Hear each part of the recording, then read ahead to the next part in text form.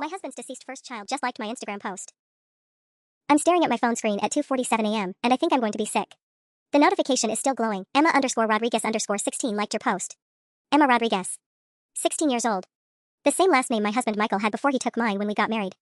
The same first name as the daughter he's been mourning for the past 5 years. The daughter who supposedly died of leukemia when she was 11. The daughter who is very much alive and apparently stalking my Instagram. My hands are shaking as I click on her profile. Private account, but her profile picture is clear enough. She has Michael's dark eyes and stubborn jawline, but softer somehow. She's beautiful. She's real. She's breathing and posting selfies and living her life while my husband has spent our entire relationship playing the grieving father. I think about the shrine in his office. The little pink bedroom slippers he keeps in his desk drawer. The way his voice breaks every August 15th, what he calls her Angel Day. The charity donations he makes in her memory.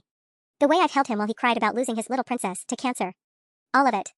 Every single tear, every donation, every moment I've tiptoed around his grief, it's been a lie.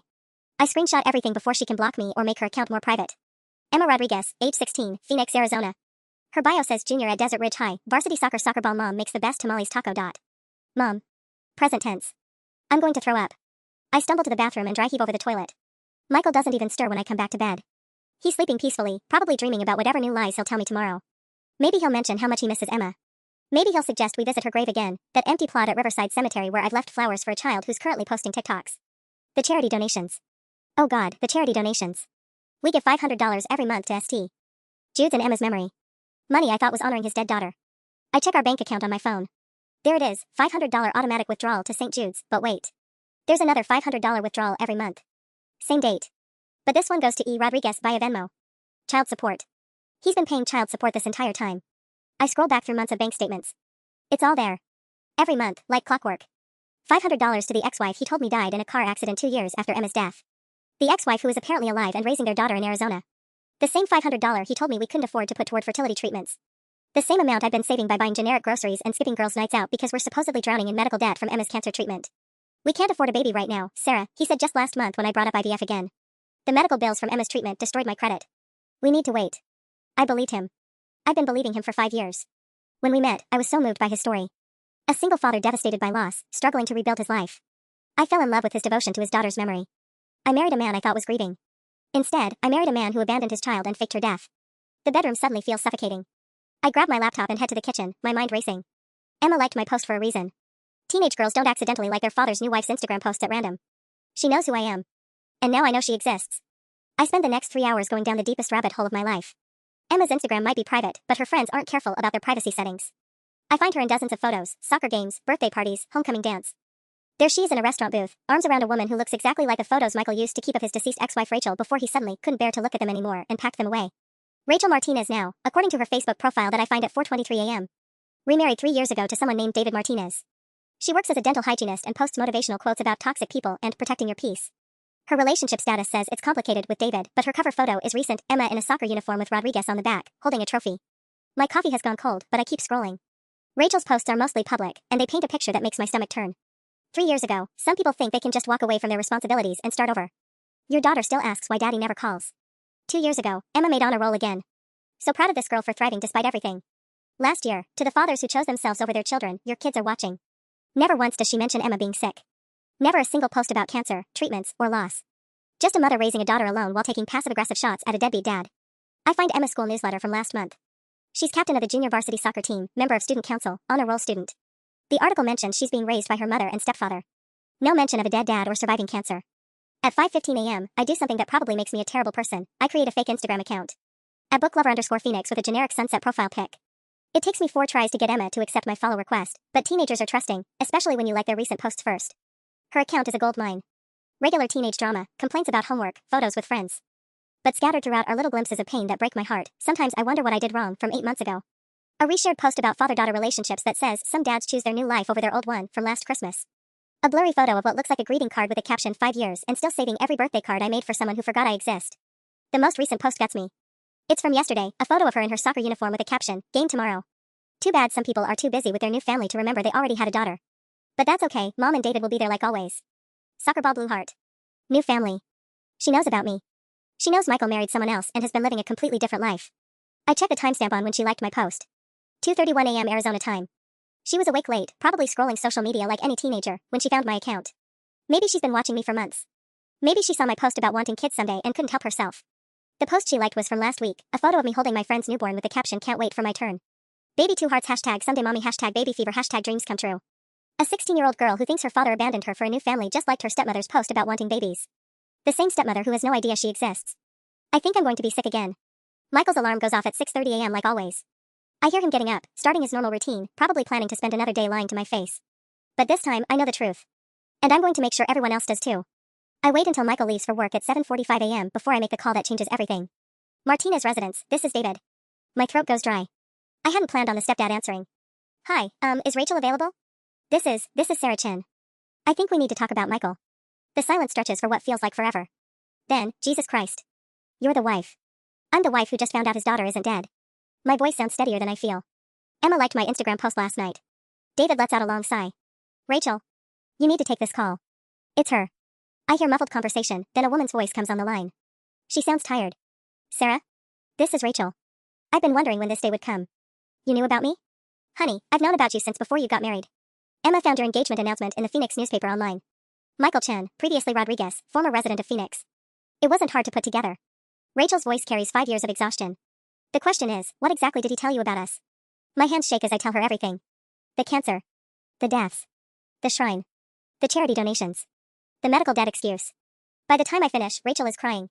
That son of a bitch, she whispers. Emma's been asking about him for years. She keeps thinking she did something wrong, that she wasn't good enough for her daddy to stay. Rachel, I had no idea. If I had known. I know you didn't. Look, can we video call? I think you need to see something. 5 minutes later, I'm staring at Rachel Martinez through my laptop screen. She looks older than in the photos Michael used to keep, worn down in a way that speaks to years of single parenting. Behind her, I can see a kitchen with Emma's soccer photos covering the refrigerator. Emma's at school, but she left this for me this morning. Rachel holds up a notebook, opens it to a page covered in teenage handwriting. She writes letters to Michael sometimes. This one is from last night, after she found your Instagram. Rachel reads aloud, and every word feels like a knife. Dear Dad, I found your new wife today. She's pretty. She wants babies.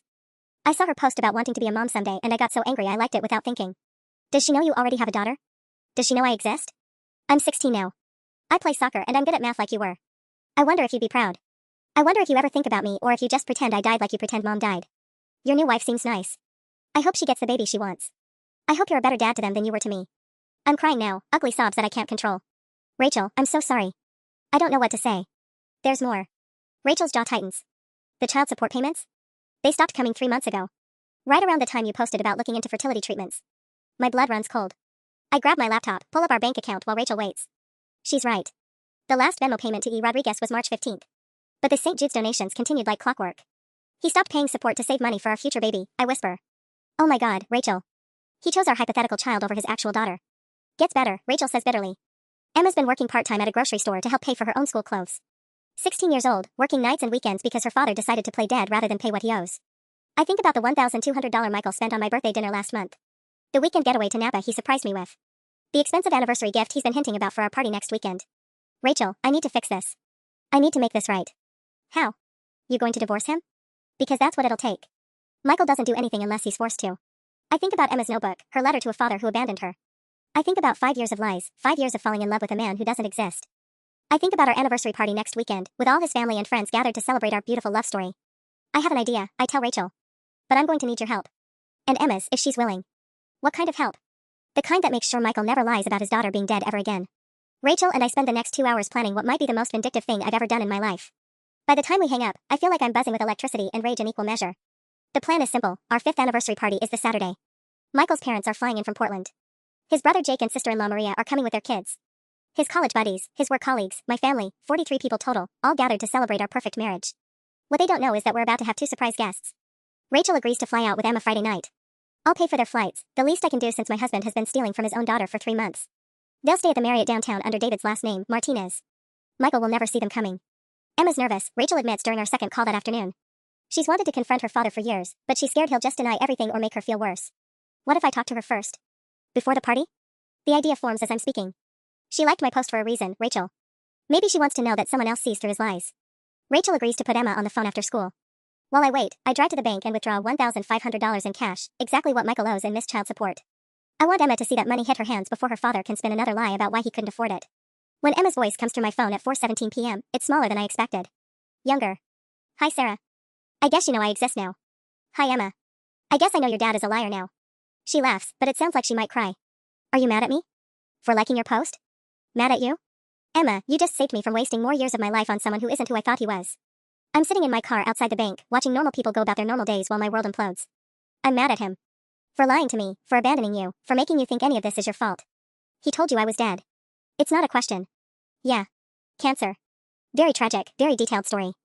He even kept a pair of your baby shoes in his desk and cried over them every year on the anniversary of your supposed death. August 15th, Emma says quietly. That's my birthday. He used to take me for ice cream every year until he left. Now he cries about my fake death on the day I was born. The cruelty of it hits me like a physical blow. Michael isn't just a deadbeat dad, he's psychological warfare wrapped in a grief narrative. Emma, I want you to know that nothing he did had anything to do with you not being good enough. You are good enough. You've always been good enough. She's definitely crying now. I used to think if I got better grades or scored more goals or wrote him better letters, maybe he'd remember he had a daughter. No, baby. This is about him being broken, not you. I'm crying too, sitting in a parking lot talking to my husband's abandoned daughter like she's my own kid. You're 16, you're an honor student, you're a soccer captain, and you're working part-time to buy your own clothes because you're strong and capable. Not because you have to be, but because you chose to be. Are you really going to make him tell everyone the truth at your party? We are going to make him tell everyone the truth. You, me, and your mom. Together. Emma is quiet for a long moment.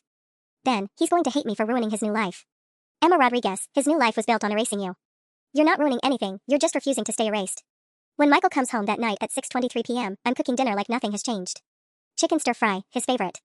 I even opened a bottle of wine. You're in a good mood, he says, kissing my cheek. Good day? Great day. I confirmed the catering for Saturday. Your mom called, she's so excited to celebrate with us. Oh, and I made a donation to St. Jude's today. Extra $500 in Emma's memory. Michael's face does something complicated. For just a second, I see guilt flicker across his features. That's really thoughtful, Sarah. Emma would have loved knowing you cared so much about her memory. I'm sure she would. I smile and sip my wine. By the way, I invited a couple more people to the party. Old friends of yours. I wanted to surprise you. Oh? Anyone I know? You could say that. I refill his wine glass and watch him drink. Don't worry, honey. It's going to be an unforgettable anniversary. I promise.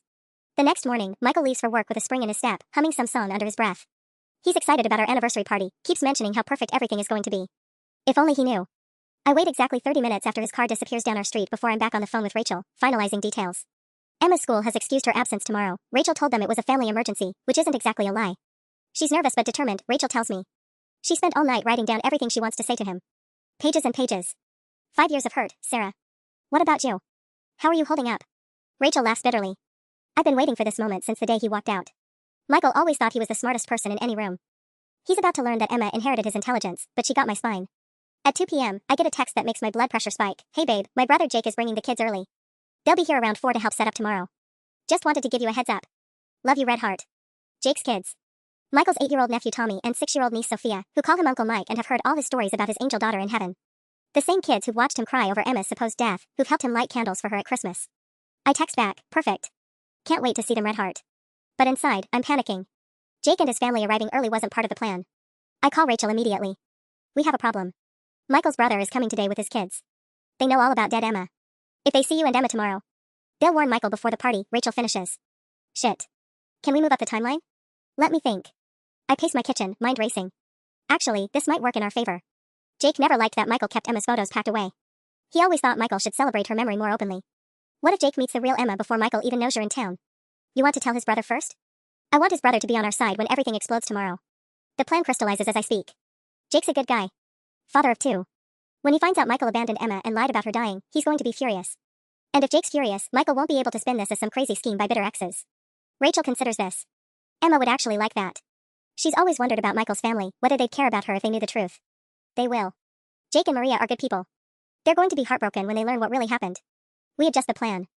Rachel and Emma will fly in tonight as scheduled, but instead of waiting until the party, I'll bring them to the house while Jake's family is here. Let Jake and Maria meet their very much alive niece before Michael comes home from work tomorrow. What if Michael comes home early? Rachel asks. Then we improvise. But Rachel? Emma deserves to meet her uncle and aunt. She deserves to know that Michael's family would have loved her if they'd been given the chance. At 4:15 p.m., Jake's rental car pulls into our driveway. I watch from the window as he and Maria unload their kids and overnight bags. Tommy and Sophia race up our front walk, excited to see Uncle Mike. Aunt Sarah. Sophia launches herself into my arms. Where's Uncle Mike? We brought pictures to put on Emma's shrine. My heart clenches. He's still at work, sweetheart. What kind of pictures? Tommy digs through his backpack and pulls out a folder of children's artwork. We made these for Emma. Mom said even though she's in heaven, she can still see them. Maria hugs me, looking embarrassed. I hope that's okay. The kids have been learning about family trees at school, and they wanted to include their cousin Emma. They don't really understand death yet. She would love them, I manage, looking at Tommy's crayon drawing labeled My Cousin Emma the Angel and Sophia's painting of stick figures under a rainbow with Emma's family written in purple marker. Jake appears with the luggage, grinning. Hey Sarah. Mike owes me $20. I told him we'd be here by 4, he said 4:30. Where's the old bastard anyway? Working late. You know how he is. I help them settle in, my mind spinning with what tomorrow will bring. Jake, can I ask you something? What do you really think about how Michael handles Emma's memory? Jake's expression shifts, becomes more serious. Honestly? Sometimes I worry he's buried his grief so deep he's forgotten how to process it. Maria thinks he should talk to someone, maybe a grief counselor. It's been 5 years, Sarah. He should be celebrating Emma's life, not hiding from it. What if I told you there was more to the story than you knew? What do you mean? Maria joins us in the kitchen while the kids explore the backyard. I take a deep breath. Tomorrow, at the party, you're going to learn some things about Michael that are going to be very hard to hear. About Emma. About what really happened. Jake and Maria exchange worried glances. Sarah, you're scaring me, Maria says. I'm not trying to. I just want you to know that whatever happens tomorrow, it's not about hurting your family. It's about Emma getting the truth she deserves. Emma's dead, Sarah, Jake says gently. What truth could there be? I look at these good people, these loving parents who spent years grieving a niece they never got to meet, and my heart breaks for what tomorrow will do to them. Jake, what would you do if someone kept your kids from knowing their family? If someone made Tommy and Sophia think their uncle didn't care about them? I'd fucking destroy them, Jake says immediately. But what does that have to do with? His phone buzzes. Michael's name flashes on the screen. Hey Mike. Yeah, we made it. Sarah's been great. What? No, why would she be acting weird? Jake looks at me while Michael talks, and I see the exact moment suspicion creeps into his expression. Tomorrow can't come fast enough. Jake hangs up and stares at me for a long moment. Michael says you've been acting strange all week. Secretive. He thinks you might be planning some kind of surprise for tomorrow. He's not wrong, I say carefully. Sarah, what the hell is going on? Maria steps closer, her voice dropping so the kids won't hear. You're talking in riddles about Emma and truth and family secrets. Emma died of cancer when she was 11. What possible truth could there be? I check the time. 5:47 p.m. Rachel and Emma's flight lands at 8:23 p.m. Michael won't be home until after 7, and he thinks his brother's family is here for a normal anniversary celebration setup. I have a window. Jake, I need you to promise me something. Whatever I'm about to tell you, don't call Michael until after you've heard everything. And I mean everything. You're really freaking me out now. Promise me. Jake looks at his wife, who nods slowly. Okay. I promise. But Sarah, if this is some kind of intervention thing. Emma isn't dead. The words hang in the air like a bomb. Maria actually takes a step backward. What did you just say? Jake's voice is barely a whisper. Emma Rodriguez is 16 years old, lives in Phoenix with her mother Rachel and stepfather David, plays varsity soccer, and makes honor roll every semester. She liked one of my Instagram posts 3 nights ago, which is how I found out my husband has been lying to me for 5 years. Jake sits down heavily at my kitchen table. That's impossible. We went to her funeral, Sarah. We saw the tiny casket. Michael was destroyed. You went to a funeral for a child who never existed. Michael left Phoenix when Emma was 11, abandoned his family to avoid paying child support, and created an elaborate fiction about her dying so no one would question why he never talked to his daughter. Maria's face has gone completely white. The medical debt. The reason you two haven't had kids yet. There is no medical debt. There never was. Michael has been paying child support this entire time, $500 a month, until 3 months ago when he stopped to save money for our fertility treatments. No. Jake shakes his head. No, that's not possible.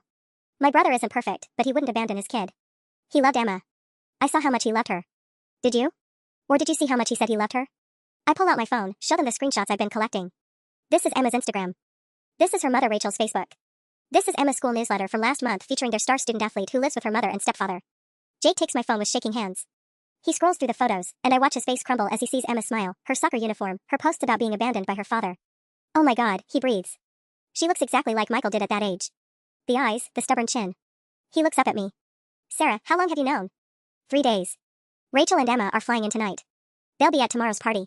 Jesus Christ. Jake runs his hands through his hair. My kids made pictures for a dead cousin who's actually alive and doesn't know we exist. Maria is crying now. All those times Michael talked about losing Emma, all those donations we made in her memory, all the times I held him while he grieved. She looks at me with something like horror. Sarah, what kind of person does this? The kind who thinks he can just erase his old life and start over, I say. The kind who would rather let his daughter think she wasn't worth staying for than admit he's a coward. Jake stands up abruptly, starts pacing. I need to call him. I need to confront him right now. Jake, no. Please. Emma has been waiting 5 years to face her father.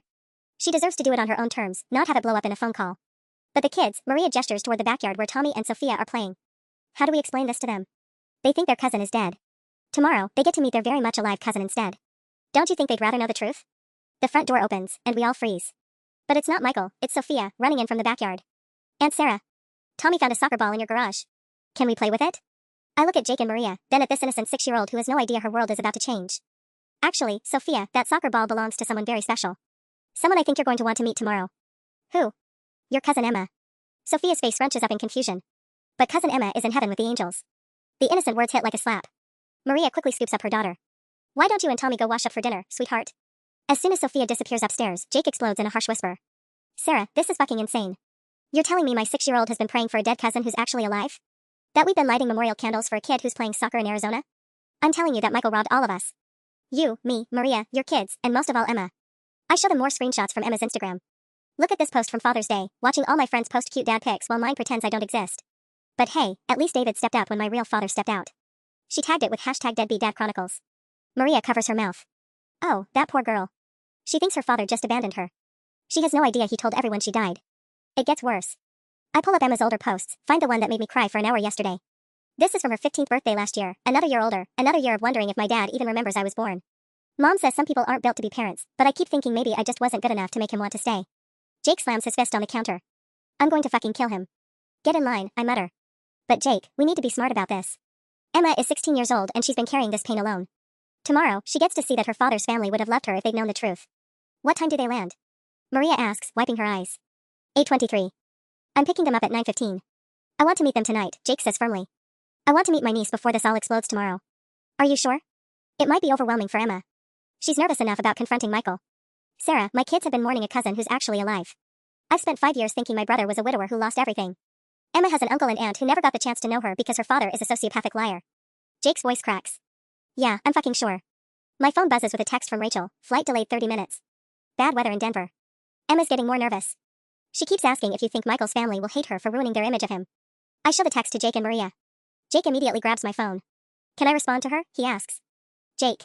Please. I need her to know that her family has been waiting to love her. I nod, and Jake types carefully, Emma, this is your Uncle Jake. Sarah just told me the truth about everything. I can't wait to meet you and give you the biggest hug. You're not ruining anything, your father did that all by himself.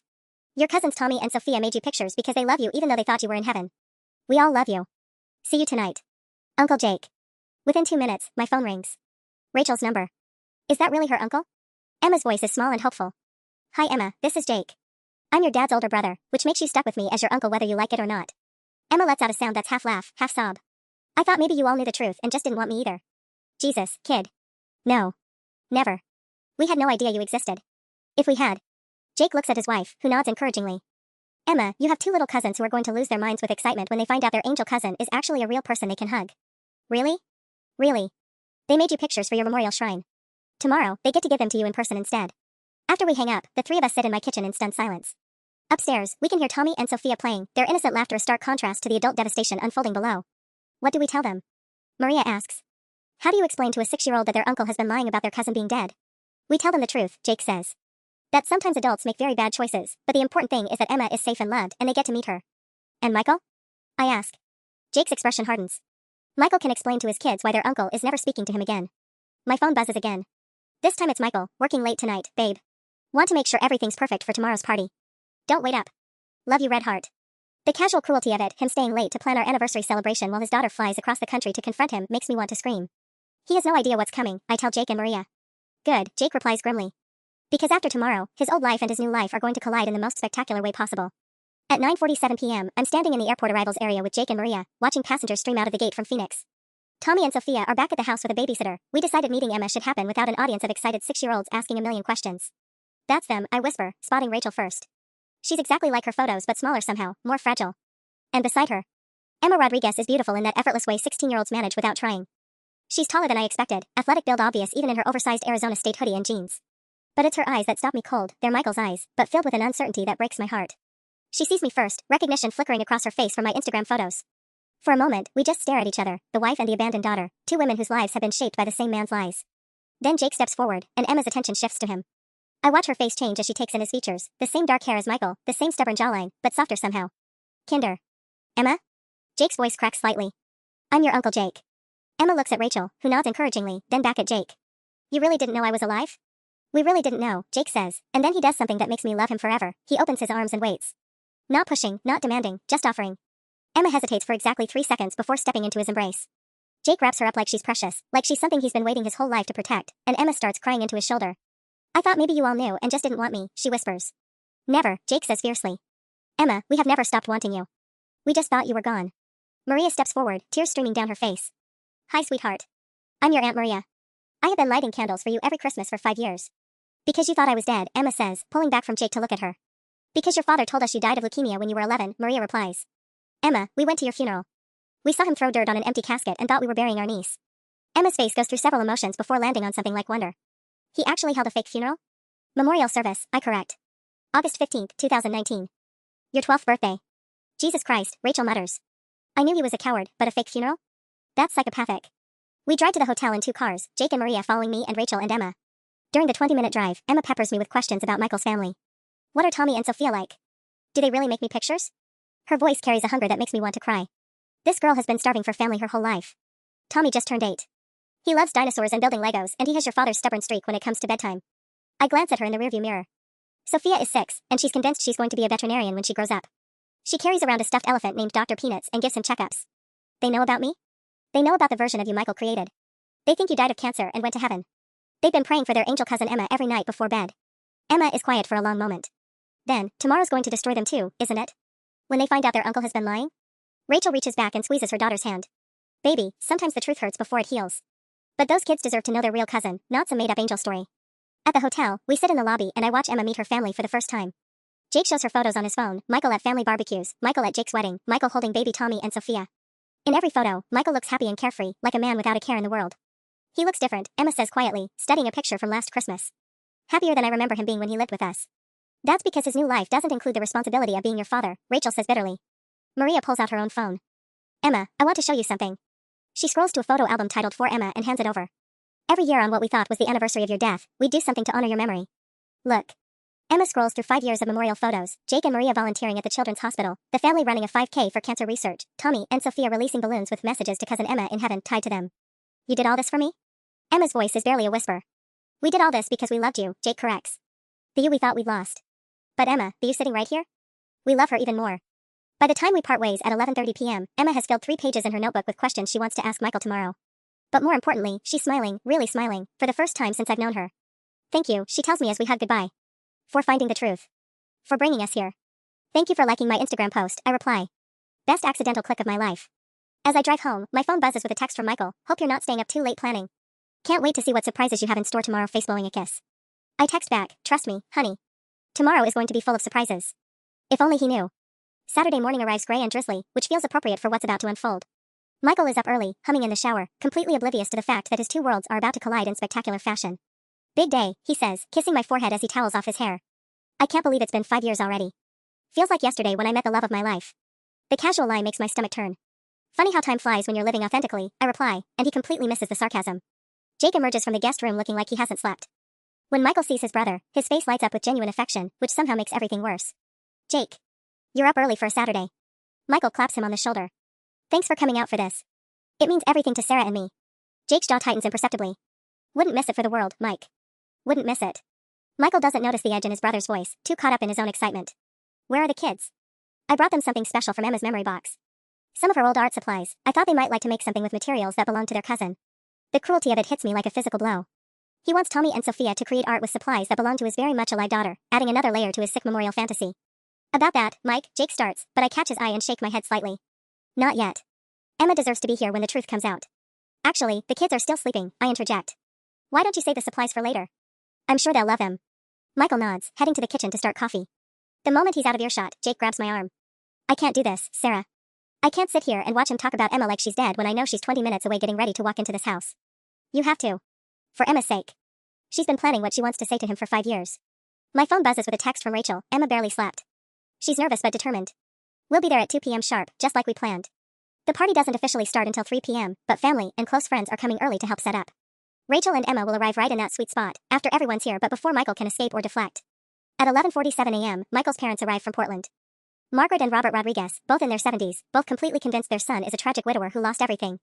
Watching them hug me and talk about how proud they are of Michael for finding love again after such devastating loss makes me want to scream. Sarah, dear, we brought something special, Margaret says, pulling a small wrapped box from her purse.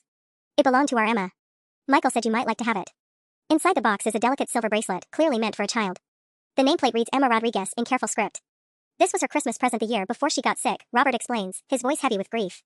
Margaret thought, well, we thought maybe someday, if you and Michael have a daughter. He can't finish the sentence, but I understand. They want me to name my future daughter after Michael's deceased child. They want me to give their dead granddaughter's bracelet to the baby Michael, and I haven't been able to afford because he's been supporting his very much alive daughter. It's beautiful, I manage, because what else can I say? In 6 hours, these sweet people are going to learn that their son held a fake funeral and let them grieve a living child for 5 years. Tommy and Sophia thundered downstairs at noon, full of energy and excitement about the party. They prepared a special performance, a song they wrote about family love, and they want to practice it for Uncle Mike. We're going to sing about how families stick together no matter what, Sophia announces proudly. Even when some family members are in heaven, like cousin Emma. Michael's face goes through a complex series of emotions. For just a moment, I see something that might be guilt flicker across his features. But then he smiles and tells Sophia her song sounds perfect. Emma would have loved hearing you sing, he says, ruffling her hair. She would have been so proud of her little cousins. The present tense slips out, would have loved, not would love, and I realize some part of him still thinks of Emma as alive. Some buried piece of his conscience knows exactly what he's done. At 1:30 p.m., the house is full of people setting up decorations, arranging food, preparing for our perfect anniversary celebration. Michael keeps checking his watch, asking if I'm expecting any other early arrivals. Just a couple more people, I tell him. Old friends. They should be here any minute. At exactly 1:58 p.m., my phone rings. Rachel's number. We're in your driveway, she says quietly. Emma's ready. Are you? I look around the living room at Michael's family and friends, all gathered to celebrate a marriage built on lies. I look at Michael himself, straightening picture frames and adjusting flowers, completely unaware that his abandoned daughter is about to walk through our front door. I'm ready, I tell Rachel. Come on in. It's time. I hang up and walk to the front door, my heart pounding so hard I can barely breathe. Behind me, I hear Michael call out cheerfully, Sarah? Are those your surprise guests? Something like that, I reply, turning the doorknob. Emma Rodriguez stands on my doorstep in a blue sundress and white sneakers, looking every inch the beautiful, healthy, very much alive 16-year-old she is. Rachel flanks her protectively, but Emma's shoulders are squared with determination. Hello, Sarah, Emma says clearly, her voice carrying into the house. I'm Emma Rodriguez. I believe my father told you I was dead. The silence that follows is deafening. The silence stretches for what feels like an eternity. Behind me, I can hear the exact moment Michael's world begins to collapse, a sharp intake of breath, followed by what sounds like a glass hitting the floor. Emma? His voice cracks on her name, barely above a whisper. I step aside to let Emma and Rachel enter, and I watch 43 people try to process what they're seeing. Margaret Rodriguez lets out a sound that's half gasp, half sob. Robert grabs the back of a chair like his legs might give out. But it's Tommy who breaks the spell. Cousin Emma? He drops the streamers he was holding and takes a tentative step forward. But you're supposed to be with the angels. Emma's composure wavers for just a second as she looks at this little boy who's been praying for her ghost every night. Hi, Tommy. I'm not with the angels. I'm right here. Sophia pushes past her parents, eyes wide with confusion and wonder. Are you really our cousin? The real one? I'm really your cousin, Emma confirms, her voice gentle but carrying clearly through the dead silent room. The one your Uncle Michael told you died when she was 11. All eyes turn to Michael, who looks like he's seeing a ghost, which, in a way, he is. His face has gone completely white, and he's gripping the mantelpiece like it's the only thing keeping him upright. This isn't possible, he breathes. Emma, what are you? How did I find your new wife? Emma's voice hardens, and I see Rachel's spine in her posture. Instagram, Dad. Sarah posted about wanting babies, and I couldn't help myself. I wanted to see the woman who got the father I always wished I could have. Jake steps forward, his face a mask of barely controlled rage. Mike, what the fuck is going on here? Language, Maria whispers automatically, covering Sophia's ears, but her eyes never leave Michael. Michael's college friend Dave speaks up from near the kitchen. Wait, I'm confused. Michael, isn't Emma? He trails off, looking between father and daughter. Dead? Emma supplies helpfully. Yeah, that's what he told everyone. Leukemia, right, Dad? Very tragic. Except I've never had cancer. I've just had a father who decided child support was too expensive and abandonment was easier than responsibility. Margaret Rodriguez makes a wounded sound. Michael, what is she talking about? We went to her memorial service. We saw. You saw an empty casket and a lot of flowers, Rachel interrupts, entering the conversation for the first time. Hi Margaret, Robert. I'm Rachel Martinez now. I was Rachel Rodriguez when your son lived with Emma and me in Phoenix. Before he disappeared in the middle of the night to avoid his court-ordered child support payments. The room erupts. Multiple people start talking at once, questioning, demanding explanations, expressing shock. But Michael just stands there, staring at Emma like she really is a ghost come to haunt him. Dad? Emma's voice cuts through the chaos, and everyone falls silent again. Aren't you going to say anything? It's been 5 years. I've gotten taller. Made honor roll. Learned to play soccer. Got a job to buy my own clothes since you stopped sending money 3 months ago. That last detail hits the room like another bomb. I watch Michael's work colleague Sandra do the math in her head. 3 months ago was when Michael and I started seriously discussing fertility treatments. You stopped paying child support to save money for a baby with Sarah, Jake says, his voice deadly quiet. You chose a hypothetical child over your actual daughter. Michael finally finds his voice, but what comes out is pathetic. Emma, sweetheart, you don't understand. It's complicated. There were reasons. Enlighten us, Emma cuts him off, pulling out her notebook. Because I've been trying to understand for 5 years. I've been trying to figure out what I did wrong to make my daddy disappear. She opens to the first page, and her voice grows stronger. Here's what I wrote when I was 12. Dear Dad, it's my birthday today. The day you told everyone I died. Mom made me a cake, but I kept thinking maybe you'd call. Maybe you'd remember that I'm actually alive and that today is supposed to be happy. Margaret Rodriguez starts crying, ugly, broken sobs that fill the silent room. Emma flips pages, her voice never wavering. 13. I saw your wedding announcement online. She looks nice. I hope you'll be a better father to her children than you were to me. She looks directly at me. 14. Made varsity soccer. Mom says I get my athletic ability from you. I wonder if you'd be proud or if you even remember that I exist. With each entry, Michael seems to shrink further into himself. But Emma isn't done. And here's my favorite, she says, finding the most recent page. From last week, after I found out you've been paying for Sarah's fertility treatments with money that should have been helping Mom buy my school clothes. Dear Dad, I hope your new baby never has to wonder why they weren't good enough. I hope you love him the way you couldn't love me. Emma closes her notebook and looks around the room at all these people who thought she was dead. But here's what I really want to know, Dad. When you set up that shrine in your office with my baby shoes, did you ever think about the fact that I've outgrown size 6 sneakers? When you cried every August 15th, did you remember that's actually my birthday, not my death day? When you donated money to St. Jude's in my memory, did it ever occur to you that I was alive and struggling to pay for my own school supplies? Michael's mouth opens and closes like a fish. Emma, the situation was that you're a coward, Jake spits, stepping protectively closer to Emma.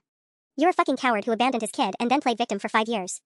Uncle Jake, Emma says quietly, and the title stops him cold. I've got this. She turns back to Michael, and her voice drops to something more dangerous than shouting. I used to think maybe you left because Mom and I weren't good enough. Then I thought maybe you left because being a dad was too hard. But you know what I realized when I found Sarah's Instagram? Michael shakes his head mutely. You didn't leave because you couldn't be a father. You left because you didn't want to be my father. Because somewhere in that selfish brain of yours, you decided your happiness was worth more than your daughter's childhood. Margaret Rodriguez stands up shakily from the couch. Michael Robert Rodriguez, you look at me right now. Michael turns to his mother like a child expecting punishment. Did you fake our granddaughter's death? Margaret's voice is steel wrapped in heartbreak. Mom, it wasn't like that. Did you let us bury an empty casket while Emma was alive in Phoenix?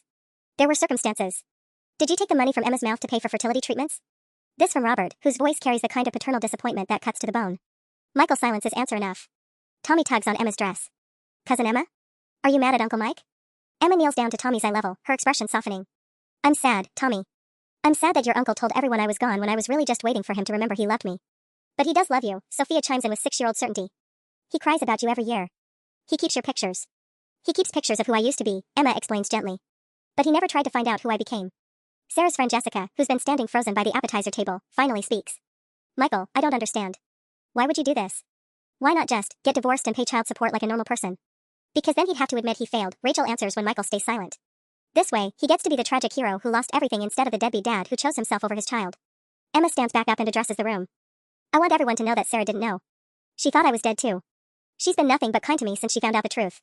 She looks at me with something like gratitude. Sarah gave me back my family. My real family, who would have loved me if they'd been given the chance. Michael finally finds his voice again. Emma, please. Let me explain. Explain what? That you held a memorial service on my 12th birthday? That you let Grandma and Grandpa grieve a living child for 5 years? That you stopped paying support so you could afford to make replacement children with Sarah? The word replacement hits like a slap.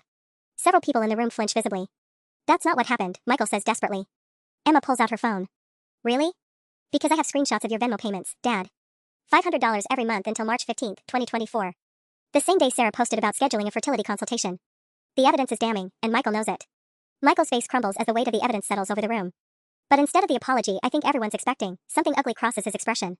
You want the truth, Emma? His voice takes on a bitter edge that I've never heard before. Fine. You want to know why I left? Because your mother poisoned you against me from day one. Because every conversation became a fight about money. Because I was 25 years old and drowning in a life I never wanted.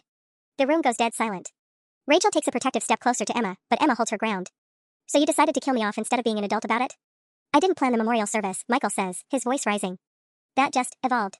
People kept asking about you, and it was easier to say you were sick than explain that your mother was using you as a weapon against me. Using me as a weapon? Emma's voice is dangerously quiet. Dad, I was 11 years old.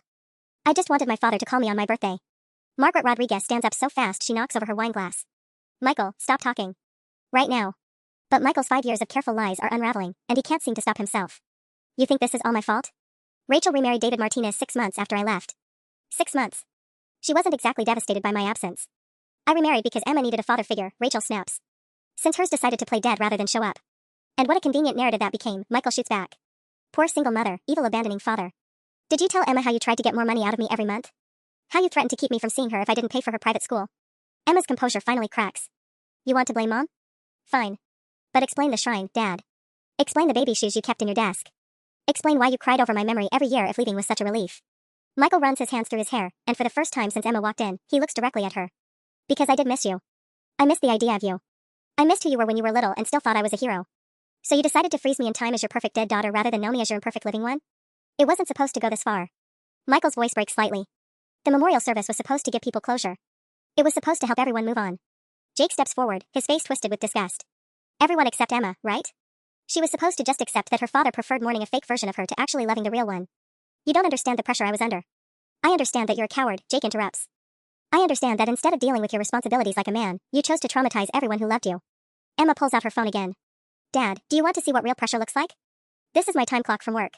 She shows the screen to the room. 32 hours a week at Sullivan's Grocery. You know why I work 32 hours a week? Because that's the maximum they'll let a 16-year-old work during school. I stock shelves and bag groceries so Mom doesn't have to choose between buying me cleats and paying the electric bill. Michael's face goes white. Emma, I didn't know. You didn't know because you didn't want to know. You stopped the payments in March, Dad. Do you remember what March was? Spring soccer season. Registration fees, equipment costs, travel expenses for tournaments. Emma's voice gets stronger with each word. I had to quit varsity and move to JV because we couldn't afford the overnight tournament fees. Margaret Rodriguez makes a broken sound. Michael, you cost your daughter her sport? It's just high school soccer, Mom. It's not that important. It's important to me. Emma's composure finally shatters completely. It's important to me because it's the one thing I'm really good at. It's important because Coach Martinez thinks I might get a scholarship. It's important because when I'm on that field, I don't spend every second wondering why my own father thinks I'm not worth loving. The raw pain in her voice silences the entire room. Tommy and Sophia are clinging to Maria, confused and scared by the adult emotions exploding around them. Michael tries one more deflection. Emma, if you needed money, you could have called. Called who? Emma screams. You changed your phone number. You moved across the country. You legally changed your name from Rodriguez to Chin. I couldn't find you if I tried. She turns to address the room, tears streaming down her face.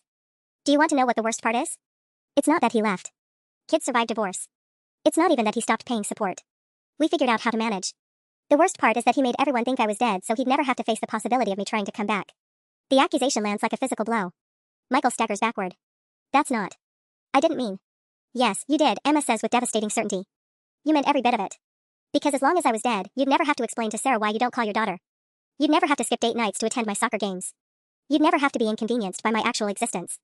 The brutal honesty of it breaks something in the room's atmosphere. Several people are crying openly now. Emma wipes her eyes and straightens her shoulders. But here's what you didn't count on, Dad. I didn't need your permission to become amazing. I watch Emma transform before our eyes, her teenage vulnerability replaced by something fierce and unbreakable. She pulls out her phone again, scrolling to something she's clearly prepared for this moment. Since we're sharing truths today, let me tell everyone what the dead daughter has been up to. Emma's voice carries across the silent room with devastating precision. I have a 4.2 GPA and I'm ranked 7th in my class of 340 students. I scored 1480 on my SATs, that's 97th percentile, Dad, in case you were wondering if I inherited any of your intelligence. She keeps scrolling, finding more evidence of her accomplishments. I'm captain of JV soccer because I had to quit varsity when you stopped paying support. I volunteer at the animal shelter every Sunday morning, that's 8 hours a week I spend cleaning kennels and socializing abandoned dogs. Maybe I relate to them. Michael flinches at that last comment, but Emma isn't finished. Oh, and here's my favorite achievement, she continues, pulling up what looks like a bank statement on her phone. I've saved $2,847 toward my own college fund.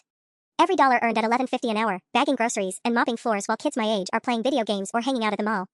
Margaret Rodriguez reaches for Robert's hand, both of them staring at their granddaughter with a mixture of pride and heartbreak that's painful to witness. But wait, there's more. Emma's voice takes on a mocking cheerfulness. I also learned to cook because Mom works 12-hour shifts at the dental office to keep our lights on. I can make 17 different meals from scratch, I know how to iron my own school uniforms, and I haven't asked for spending money since I was 14 because I understand what the word budget means. She looks directly at Michael now, her eyes blazing. I became self-sufficient, Dad. I became responsible and independent and strong because I had to be. Because the alternative was falling apart, and Mom had already sacrificed too much for me to give up on myself. Sarah's friend Jessica speaks up hesitantly. Emma, sweetheart, you shouldn't have had to. No, I shouldn't have, Emma agrees. But here's the thing, I'm proud of who I became. I'm proud that I didn't let his abandonment break me.